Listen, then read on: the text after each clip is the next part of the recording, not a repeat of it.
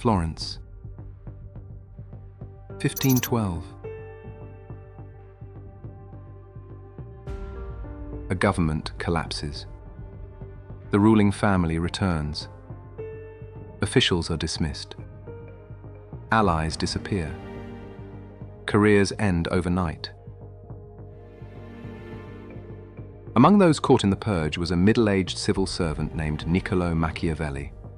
Not a general, not a prince, not a man who had ever held real power himself. Just a careful observer who had spent 14 years watching how power actually worked. The negotiations, the betrayals, the performances, the quiet calculations behind public declarations of loyalty. He had seen enough to write a book about it. In fact, he would. But first, power had something to show him. He was arrested, accused of conspiracy against the very family whose behavior he had spent years studying from a careful distance. The evidence was thin. His name had appeared on a list. That was enough.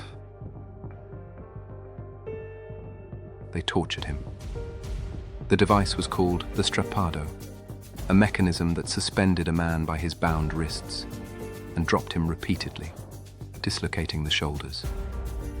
It was designed not to kill, but to convince. He did not confess. There was nothing to confess. When they released him weeks later, injured, stripped of his position, fined into poverty, banished from public life, he went home to a small farm outside Florence and did something that in retrospect is either deeply admirable or quietly tragic, depending on how you look at it. He sat down and wrote the most influential manual on power in the history of Western civilization.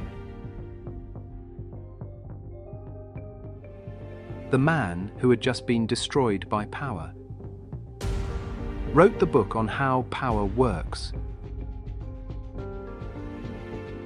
And here is where the story becomes interesting.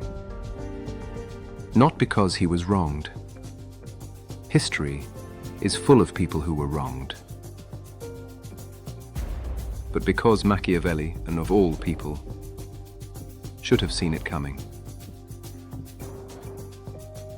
He understood how rulers eliminated threats. He had watched it happen. He had documented it. He had written about the mechanics of political survival with a clarity that still makes readers uncomfortable, 500 years later. Yet, when the moment arrived, when the calculations turned against him, that understanding offered him almost nothing. Which raises a question worth sitting with. How does a man spend years learning the grammar of power and still find himself on the wrong end of it? The answer is not really about Machiavelli. It is about something older.